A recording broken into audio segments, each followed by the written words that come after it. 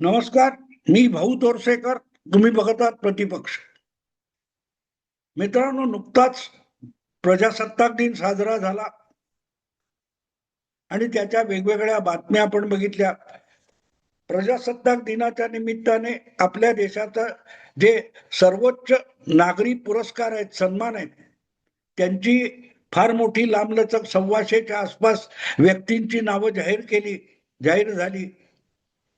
त्यामध्ये महाराष्ट्राचे माजी राज्यपाल भगतसिंग कोश्यारी यांना पद्मविभूषण वगैरे काय पद्मभूषण हा पुरस्कार देण्यात आला आणि त्यावर अपेक्षेप्रमाणे शिवसेनेचे प्रवक्ते संजय राऊत यांनी दुगाण्या झाडलेल्या आहेत.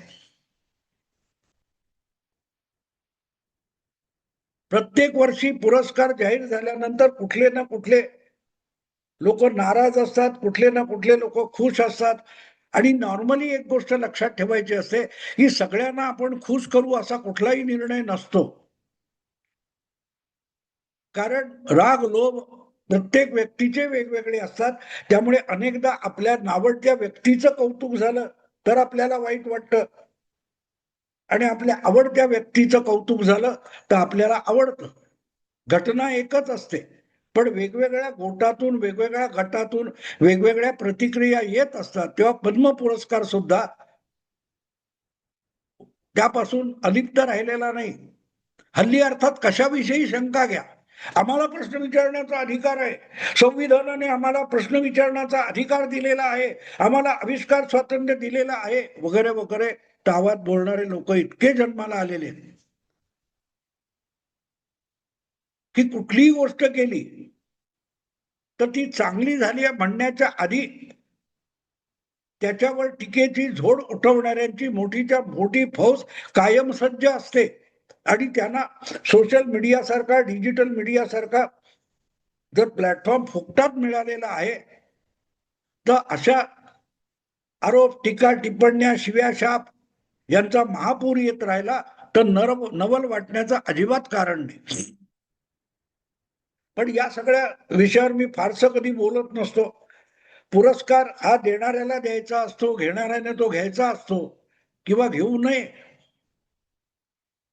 पुरस्कार देणाऱ्याचा अधिकार जो आहे त्यानुसार तो देतो.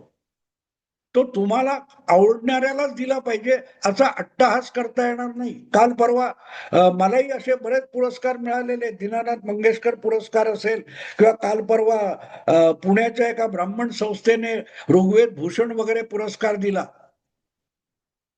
त्यांचा अधिकार आहे, त्यांच्या संस्थेतर्फे त्यांना एक पुरस्कार द्यायचा आहे आणि त्यांना जी योग्य व्यक्ती वाटली त्यांना ते देत असतात. त्यांनी कुठला पुरस्कार द्यायचा आहे तुम्ही नाही ठरवू शकत. तुम्ही कुठल्या बँकेत तुमचं खातं उघडावं, तुमचे पैसे कुठल्या बँकेत डिपॉझिट करावेत, हे माझ्या आवडीनिवडीचा विषय नाही ना. आपली आवड निवड ही जगातली सर्वश्रेष्ठ आहे आणि एकमेव आहे. हा जो काय डोक्यात विचार येतो ना तो गैरलागू असतो. एखाद्या पुरस्कार कोणाला तरी मिळाला, मला आवडला नसेल तर मी दुर्लक्ष करतो त्याकडे. देणाऱ्यांनी दिलंय, घेणाऱ्यांनी घेतलंय, माझं काय जातंय. मला जर शक्य असतं, मला जर हा पुरस्कार कोणाला द्यायचा असता तर या व्यक्तीला मी दिला नसता असं मला वाटत असेल तर गैरलागू नये.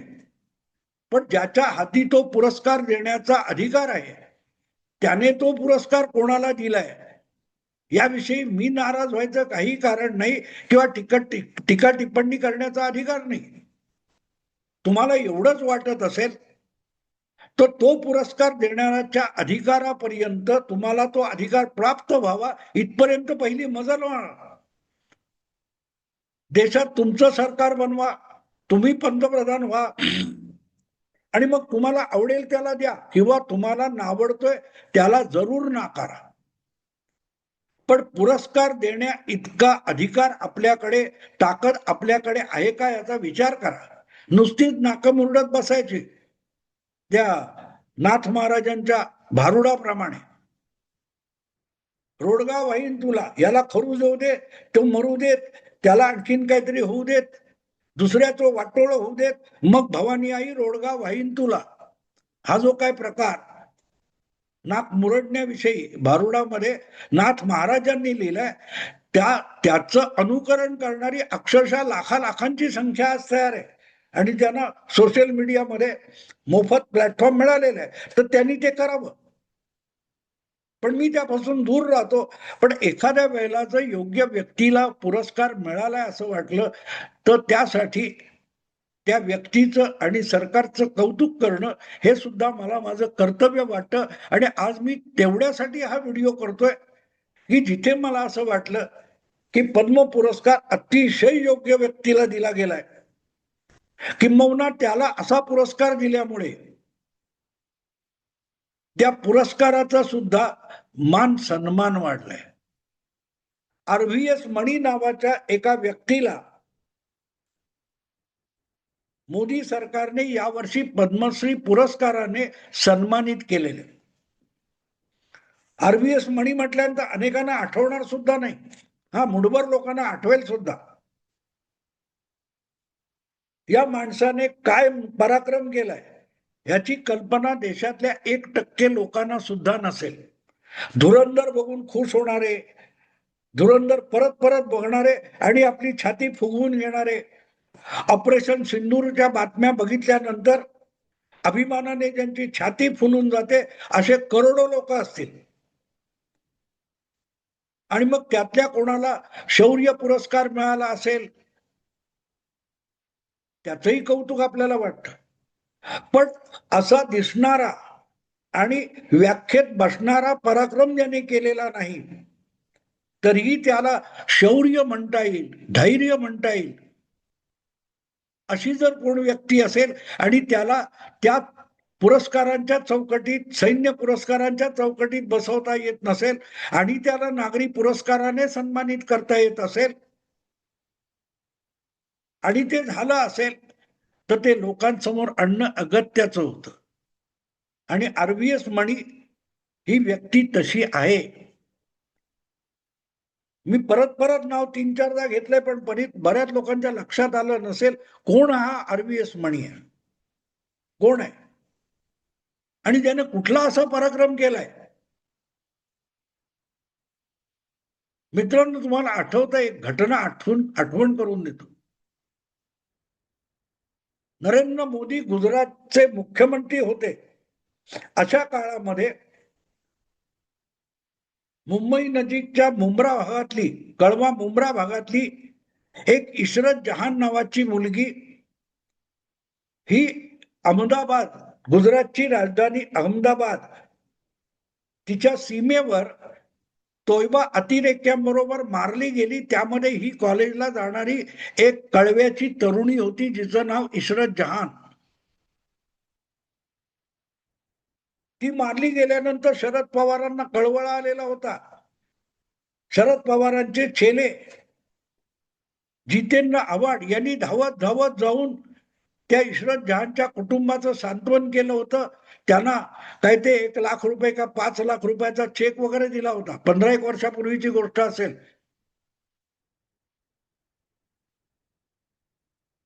त्या इशरत जहानचं शहीद म्हणून तोयबाच्या वेबसाईटवर कौतुक सुद्धा झालेलं होतं.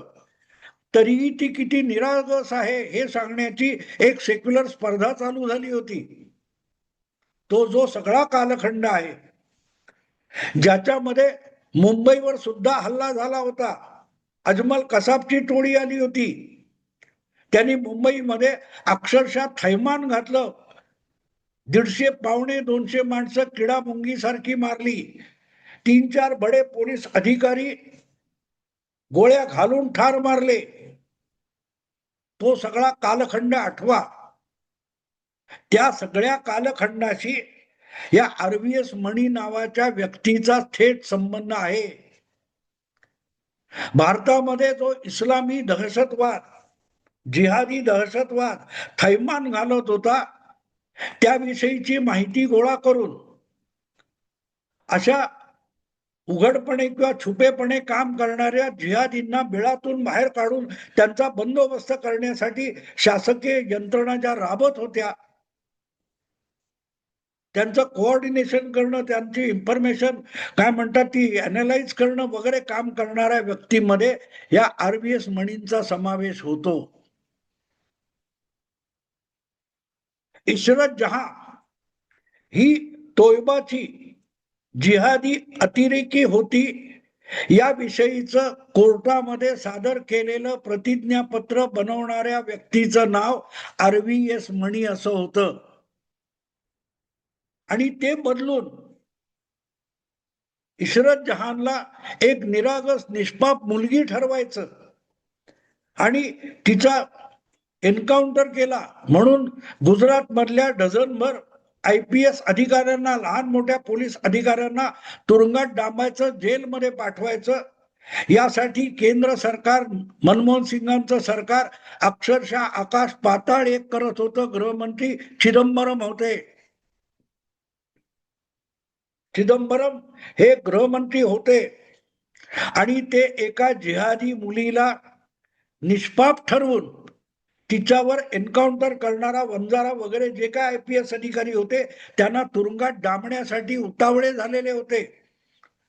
अशा वेळेला गुजरात विभागाचा जो IBचा गुप्तचर विभागाचा जॉईंट डायरेक्टर होता राजेंद्र कुमार, याला खोटी माहिती देऊन एन्काउंटर घडवून आणला म्हणून आरोपी बनवण्यासाठी चिदंबरम उतावळे झालेले होते. आणि चिदंबरमच नव्हते तर तत्कालीन चिदंबरमच्या जागी आलेले गृहमंत्री सुशील कुमार शिंदे सुद्धा उतावळे झालेले होते.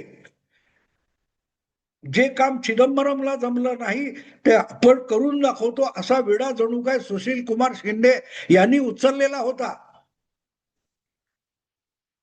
पण जोपर्यंत गुप्तचर विभागाकडून राजेंद्र कुमार विषयी चौकशी सुद्धा होत नाही तोपर्यंत त्याला हात लावणं अशक्य होतं.